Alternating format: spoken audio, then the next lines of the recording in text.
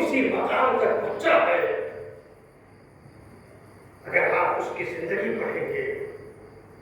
اس کی کامیابی کا راز پڑھیں گے تو اندازہ ہوگا کہ اس کا حضرت زہرا سے بڑا گہرا تعلق تھا۔ کسی بھی منزل تک پہنچنا ہے۔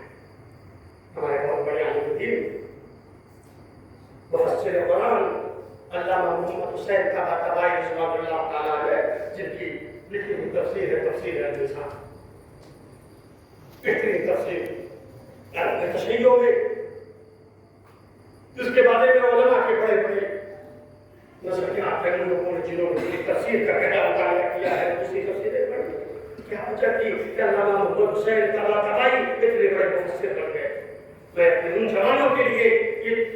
چند باتیں ایسے کرنا چاہتا ہوں جو فاطمیہ کا انکار کرتے ہیں، مجالس حضرت زہرا کا انکار کرتے ہیں۔ آپ دیکھیے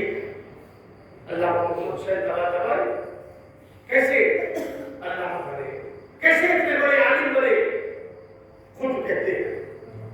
کہ میرا بچپنا تھا، میرے والد عالم تھے اور میرے والد نے ایک عالم کو مجھے پڑھانے کے لیے موجود کر دیا۔ وہ عالم دین آتے تھے، استاد کی عنوان سے مجھے پڑھانے کے لیے، کہتے ہیں کہ میری سمجھ میں کچھ نہیں آتا تھا، وہ آتے تھے پڑھا کے چلے جاتے تھے۔ ایک دن انہوں نے محسوس کیا، انہوں نے کہا کہ بیٹا محمد حسین، تمہارے اندر وہ صلاحیت نہیں پائی جاتی ہے، وہ مطلوبہ صلاحیت، وہ استعداد نہیں پائی جاتی ہے کہ میں تمہیں پڑھاؤں۔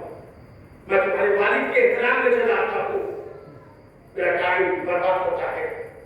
کہتے ہیں بات انہوں نے کہی تو مجھے تکلیف ہوئی۔ ان کے جانے کے بعد کہتے ہیں میں مسجد میں گیا، میں نے 2 رکعت نماز پڑھی اور وہ نماز میں نے ہدیہ کی جناب سیدہ کو،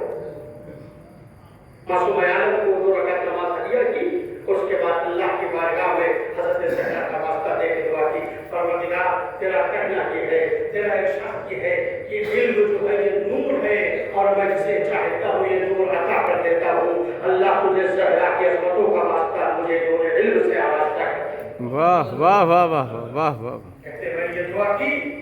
اور جیسی میری یہ دعا تمام ہوئی، میں نے اپنے اندر ایک گہرائی کا احساس کیا، ایک سنگینی کا احساس کیا اور دیکھا کہ جیسے مجھے شرح صدر ہو رہا ہو، اور باتیں میں سمجھنے لگا۔ میں نے خدا سے وہی وعدہ کیا، پروردگار اگر سیدہ کے صدقے میں تو نے میری دعا مستجاب کی ہے تو میں اس کا تذکرہ کبھی اپنے استاد کے سامنے نہیں کروں گا۔ کہتے ہیں دوسرے دن جب استاد آئے تھے پڑھانے کے لیے، تب وہ جو پڑھا رہے ہیں مجھے ایسا محسوس ہوتا ہے کہ جیسے میں پہلے سے جانتا ہوں۔ واہ واہ واہ واہ واہ واہ واہ واہ واہ واہ واہ واہ۔ چونکہ استاد کہتے ہیں ایسا محسوس ہوتا ہے کہ میں پہلے سے پڑھ چکا ہوں،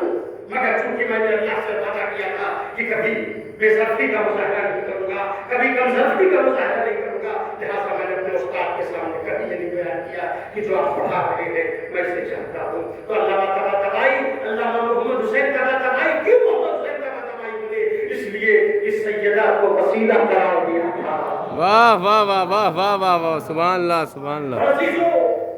اردو ادب کا جس نے بھی مطالعہ کیا ہے، قوم اقبال کو نہیں پہچانتا علامہ اقبال کو۔ اقبال کیسے اقبال بنے، کیسے اتنے بڑے شاعر بن گئے، اتنے بڑے عارف بن گئے، اتنے بڑے ادیب بن گئے؟ خود اپنی روایت لکھتے ہیں اور بیان کرتے ہیں۔ علامہ اقبال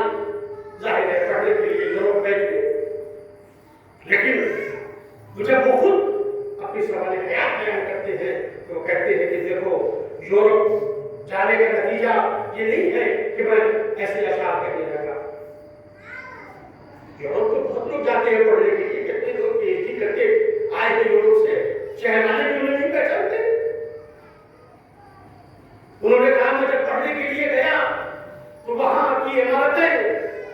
مجھے متاثر نہیں کر سکتی تھی، وہاں کے مکانات، وہاں کے بازار، وہاں کی ترقیاں مجھے متاثر نہیں کر سکتی تھی، لیکن جو چیز مجھے متاثر کر سکتی تھی وہ وہاں کی کتابیں تھیں۔ لیکن میں کتاب خانوں میں گیا، میں نے کتابوں کا مطالعہ کیا، میں ان سے بھی متاثر نہ ہو سکا۔ پھر کیسے اقبال بنے؟ کہا خیرہ نہ کر سکا مجھے جلوے دانش فرنگ، خیرہ نہ کر سکا مجھے جلوے دانش فرنگ، سرما ہے میری آنکھ کا خاکے بدی کو نظر، واہ واہ واہ واہ واہ واہ واہ واہ یہ بات جو بنے ہیں کوئی یورپین کی کتاب پڑھ کے نہیں کہتے ہیں چونکہ میری آنکھ میں سرما جو ہے یہ خاک مدینہ و نجف ہے اور کیوں خاک مدینہ و نجف ان کی آنکھ کا سرما بن گیا کیا سیدہ سے ان کا رابطہ تھا کیا صدیقہ طاہرہ سے ان کا رشتہ ہے وہ کہتے ہیں کہ اگر شریعت پیغمبر کا پاس نہ ہوتا اور شریعت پیغمبر کا لحاظ نہ ہوتا تو میں سیدہ کی قبر پر زندگی بھر سجدہ کرتا واہ واہ واہ واہ واہ واہ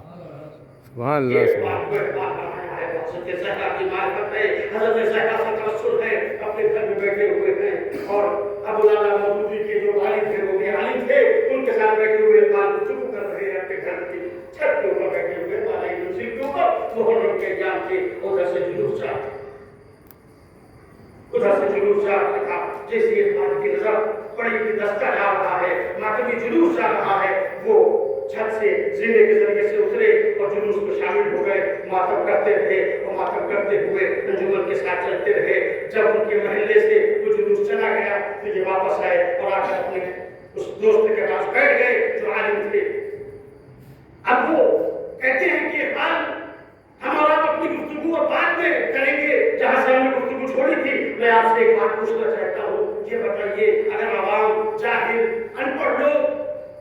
یہ جو ہے ماتم کر رہے ہیں تو بات سمجھ میں آتی ہے آپ پڑھے لکھے انسان ہیں آپ اتنے بڑے ادیب ہیں اتنے بڑے شاعر ہیں عالم ہیں کیا آپ جو ہے وہ بھی ماتم کرتے رہے آپ نے بھی ماتم کرنا شروع کیا اور جب تک یہ انجمن آپ کے محلے سے گزر نہ گئی آپ جو ہے وہ ماتم کرتے رہے اور جلوس کے ساتھ رہے بتائیے اس سینہ سنی کے بارے میں اس ماتم کے بارے میں آپ کا کیا خیال ہے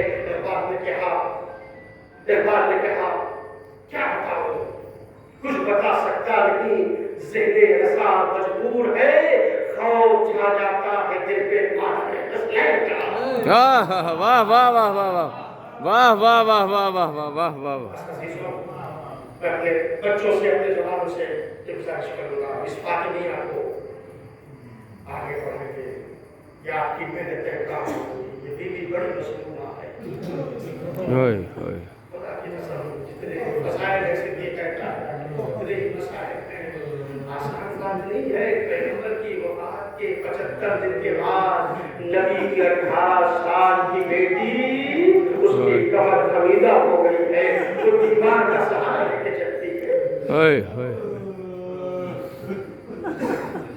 اللہ آپ کی بیٹیوں کو سلامت رکھے اللہ آپ کے بچوں کو سلامت رکھے اللہ ہمارے نوجوانوں کو سلامت رکھے 18 سال تو طاقت کی عمر ہوتی ہے توانائی کی عمر ہوتی ہے شادی و بیاہ کی عمر ہوتی ہے 18 سال اور 22 سال تو آج کی عمر ہے جب بیٹی باپ کے گھر سے بیاہ کر شوہر کے گھر جاتی ہے مگر اللہ تعالیٰ یہ سیدہ 18 سال کی عمر میں اپنے سر پر ایک پٹی باندھ لی تھی اور خدا کی بارگاہ میں یہ دعا کرتی تھی اللہم